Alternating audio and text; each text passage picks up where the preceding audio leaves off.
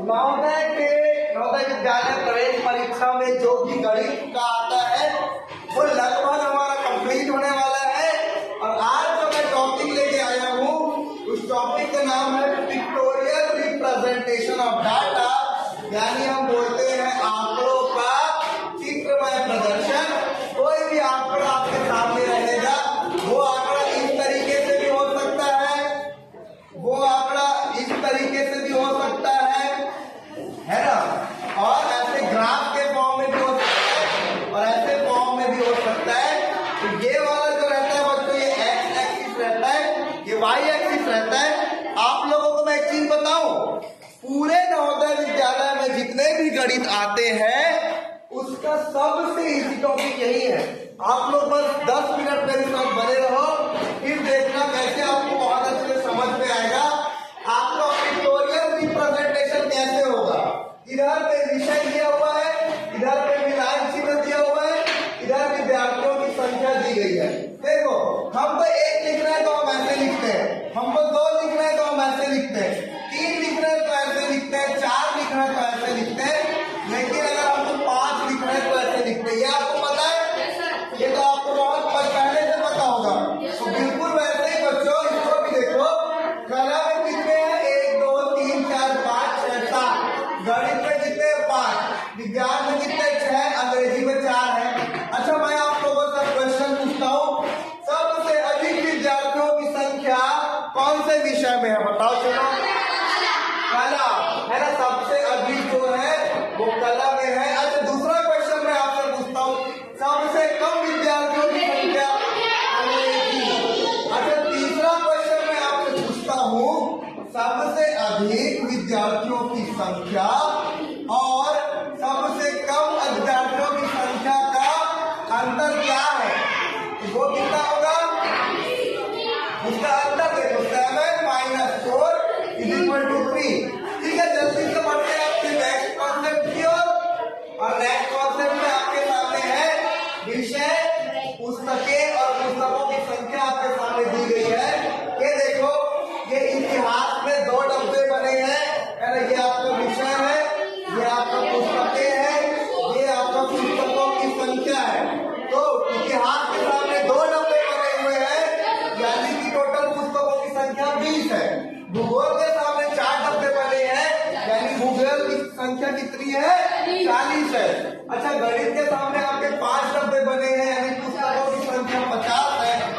और सबसे कम नागरिक शास्त्र है जो कि सिर्फ 10 है ना। तो चलो इसके क्वेश्चन की हम बात कर लेते हैं जल्दी से। अच्छा, मैं आप लोग को इसमें क्वेश्चन पूछता हूँ, बातें नहीं, मैं आप लोग को इसमें से क्वेश्चन पूछता हूँ कि सर्वाधिक पुस्तकों की संख्या कौन से विषय का है? बताओ। गणित सबसे ज्यादा किसका है? गणित का। और सबसे कम किसका है? नागरिक शास्त्र का सबसे कम है। अगर मैं आपको बोलूं सबसे अधिक और सबसे कम का डिफरेंस क्या है, तो सबसे अधिक तो 50 है और सबसे कम 10 है, तो इसका डिफरेंस आपका 40 आ जाएगा, है ना। तो ये भी आपका क्लियर हो गया। चलो जल्दी से मैं इसको बना लेता हूँ, और ये क्वेश्चन क्या कह रहा है ये मैं आपको बता देता हूँ। देखो बच्चों, स्तंभ चार्ट को हम पाई चार्ट भी बोलते हैं। ये है आपका स्तंभ चार्ट। देखो, इस साइड आपका एक्स एक्सिस रहता है, इस साइड आपका वाई एक्सिस रहता है, और इस तरीके से रिप्रेजेंटेशन रहता है।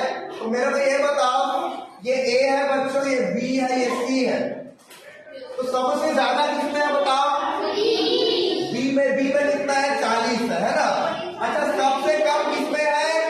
ए में कितने हैं? 10, और उसके बाद सी में कितना है आपका? 30। तो बताओ बच्चों, इसको देखते कैसे हैं? ये देखो, ये 10 है तो इससे मिला के देख लो। अच्छा, ये 10 है, ये जो 40 है तो इससे मिला के देख लो, ये 40 है।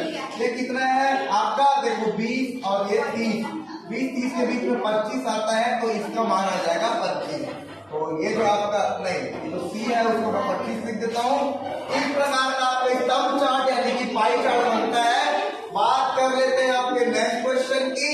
तो नेक्स्ट क्वेश्चन थोड़ा सा लेंथी दिख रहा है, थोड़ा सा बड़ा दिख रहा है, लेकिन ये असल में इतना आसान प्रश्न है कि आप लोग बहुत आसानी से इस प्रश्न को रीड कर देता हूँ। निम्नलिखित ग्राफ एक फल विक्रेता द्वारा 5 महीने में बेची गई चीकू की पेटियों को दर्शाता है। देखो बच्चों, एक चीकू का निशान है, वो 5 पेटियां दर्शाता है। बिल्कुल वैसे जनवरी में कितना है, 1 2 3 4 5 है ना। और एक जो गोला है वो 5 पेटियों को दर्शाता है। तो ये कितना जाएगा, 5 5 10 5 15 5 20 5 25। इसके मैं ब्रैकेट में 25 लिख देता हूँ, ध्यान से सुनना। दूसरा मैं बता रहा हूँ, फरवरी में कितना, 1 2 3 4 5, इसमें भी 25 है। तीसरा मार्च में कितना, 1 2 3 4 5 6 7 8 40 हो जाएगा। अच्छा, अप्रैल में कितना है, 1 2 3 4 5 6 7 8, ये भी 40 है। मई में कितना, 1 2 3 4 5 6 और 7 के 3। तो अब हम क्वेश्चन को पढ़ते हैं। क्वेश्चन क्या बोला है, यदि 5 महीने के पश्चात विक्रेता के पास 40 पेटियां बच जाती है तो उसके पास कुल कितनी पेटियां थी, ये हमको निकालना है। देखो, जनवरी से लेकर मई तक जितनी भी पेटियां है उसको आपने देख लिया। अब सॉल्यूशन पार्ट को समझो। सबसे पहले हम बोलेंगे जनवरी में बेची गई पेटियां। जनवरी में कितनी पेटियां बेची गई थी, देखो मेरे प्यारे बच्चों, ये देखो 1 2 3 4 5 है ना। तो 5 + 5 हमने कितना निकाला था, 25 निकाला था। यहाँ पे ध्यान से देखो, ये हमने 25 निकाला था। दूसरा, फरवरी में बेची गई पेटियों की संख्या है, ये भी 25 है, हमने ऐसे निकाला था। उसके बाद मार्च में बेचे गए पेटी की संख्या 40 है, यहाँ पे हमने निकाला था। उसके बाद अप्रैल में बेचे गई पेटियों की संख्या हमारी 40 है, तो हमने यहाँ पे निकाला था। फिर मई में बेचे गए पेटियों की संख्या 30 है, तो उसको मैं यहाँ पे निकाल दिया था। अब ध्यान से समझना, विक्रेता के पास कुल पेटियां 40 है ना।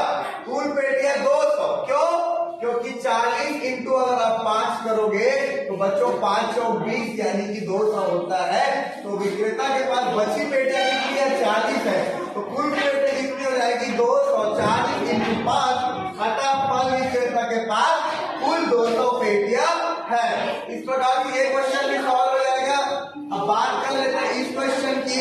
तो इस क्वेश्चन में क्या बोला है मैं जल्दी से बता देता हूँ बच्चों। यहाँ पे आपके सामने ग्राफ दिया हुआ है जिसमें से एक्स एक्सिस में आपको वर्ष दिया गया है और वाई एक्सिस में आपको विद्यार्थियों की संख्या दी गई है। तो ध्यान से समझना, 2007 में टोटल 50 विद्यार्थी थे। कितने थे, 50। ध्यान से समझना, 2008 में कितने आ गए, टोटल 90। 2009 में कितना आ गया, 100 से ऊपर यानी कि 110।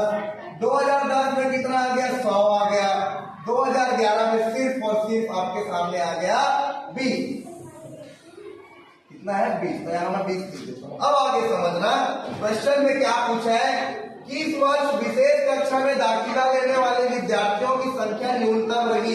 तो बताओ बच्चों, कौन से वर्ष में सबसे न्यूनतम एडमिशन लिया गया, 2011। ये देखो, ये जो है 2011, इसमें सिर्फ और सिर्फ 20 लोगों ने एडमिशन लिया।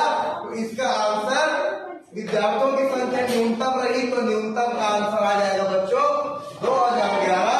बात कर रहे थे आपके नेक्स्ट क्वेश्चन की।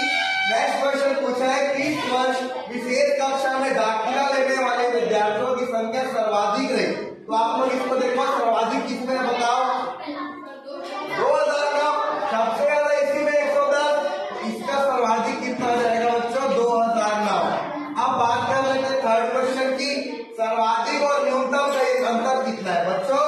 सर्वाधिक को हमारे सामने सर्वाधिक और न्यूनतम में हमारे सामने कितना था, सर्वाधिक हमारा था 2009 का, और 2009 में कितना है बच्चों, 110। और न्यूनतम कितना है, 20। 110 में आप 20 घटा दो, 110 माइनस 20 कितना आ जाएगा, 90। तो ये आपका करेक्ट आंसर आ जाएगा। बात कर लेते हैं आपके नेक्स्ट क्वेश्चन की। और नेक्स्ट क्वेश्चन क्या कहता है, इसको बड़े ध्यान से समझना। ये थोड़ा लंबा क्वेश्चन है। इस क्वेश्चन में कह रहा है कि निम्न चित्रालेख एक रेहड़ी वाले, रेहड़ी वो होता है जो बेच के सब्जियां बेचता है ना, जो बेच के फल बेचता है, कपड़े बेचता है, उसको बोलते हैं रेहड़ी वाला। तो चित्रा लेके रेहड़ी वाले 4 दिनों में संतरों के डिब्बों में से बेचे गए संतरों की बिक्री को दर्शाता है। देखो बच्चों, ये इस बार बीज लिखा है, इस बार संतरे लिखा है। तो सोमवार को उसके सामने कितने लोग बोले हैं? 2 बोले। और मैं एक चीज बता दूं, यहाँ पे लिखा है एक जो डॉट है वो 15 संतरों को निरूपित करता है। तो ये 15 + 15 कितना हो जाएगा? 30। ये भी 15 को 15 किया 45। ये कितना है? शुक्रवार को 1 2 3 4 5 6 15 सबके 90। उसके बाद रविवार को 1 2 3 4 15 तो बच्चों सोमवार को उसने 30 संतरे बेचे, बुधवार को उसने 43 संतरे बेचे, शुक्रवार को 90 और रविवार को 60 संतरे बेचे। और एक जो बोला है वो 15 संतरों को निरूपित करता है। अब क्वेश्चन पूछा है, यदि रेहड़ी वाले के डब्बे में अभी भी 25 संतरे हैं तो डिब्बे में कुल कितने संतरे थे? देखो, सोमवार को बेचे गए संतरों की संख्या यहाँ पे देखो, सोमवार को बेचे गए संतरों की संख्या कितनी है? 30 हमने निकाला था। वैसे ही बुधवार को हमने निकाला था 45, वैसे ही हमने शुक्रवार का निकाला था 90, वैसे ही रविवार का निकाला था 60। तो बच्चों जल्दी से समझो, बेचे गए संतरों का मूल्य कितना है? 225। कितना? 225। अभी भी कितने क्वेश्चन में लिखा है 25 संतरे बचे हुए हैं, तो जितने बेचे और जितने बचे हैं उसको जोड़ दोगे तो आपके कुल संतरे आ जाएंगे। इस प्रकार से हम लोग क्या करेंगे? 225 में 25 को ऐड कर देंगे तो आपका जो आंसर है वो 250 आ जाएगा। 250 बिल्कुल करेक्ट आंसर है। और बढ़ते हैं आज के सबसे लास्ट क्वेश्चन में, और ये जो लास्ट क्वेश्चन है इसके बाद आपका आज का क्लास खत्म हो जाएगा। ध्यान से समझना, आपके सामने ग्राफ दिया हुआ है, ये ए है, ये बी है, ये सी है, ये डी है, सबको लिख लेते हैं। ए का कितना है? 40 है, बी का कितना है? 80, सी का कितना है? 30 और डी का कितना है? 90। अच्छा, निम्न आलेख की सहायता से बताएं कि कौन से विद्यार्थी ने सबसे अधिक अंक प्राप्त किए। चलो बताओ, ए, बी, सी या डी? इसका आंसर आ जाएगा डी। और कितने नंबर प्राप्त किए? 90 नंबर प्राप्त किए। अच्छा, एक क्वेश्चन मैं आपसे पूछता हूँ, निम्न आलेख की सहायता से बताएं कि कौन से विद्यार्थी ने सबसे कम अंक प्राप्त किए? बताओ। सबसे कम सी ने प्राप्त किया। कितना प्राप्त किया? सिर्फ और सिर्फ 3। अच्छा, एक क्वेश्चन और पूछता हूँ कि सबसे अधिक और सबसे कम का अंतर क्या है? बताओ। 90 - 30 = 60। इस प्रकार से ये भी आपका बन गया बच्चों। अब मैं आप लोग को एक चीज बताता हूँ कि आपका मैथ ऑलमोस्ट हो गया कंप्लीट। आप सभी को थैंक यू सो मच, शुरू से आखिर तक मेरी क्लास में बने रहने के लिए। अगर आप ये वीडियो देख रहे हैं तो इस वीडियो को लाइक करें, कमेंट करें और बिल्कुल शेयर करें। तो आज की क्लास में यही खत्म करता हूँ। जय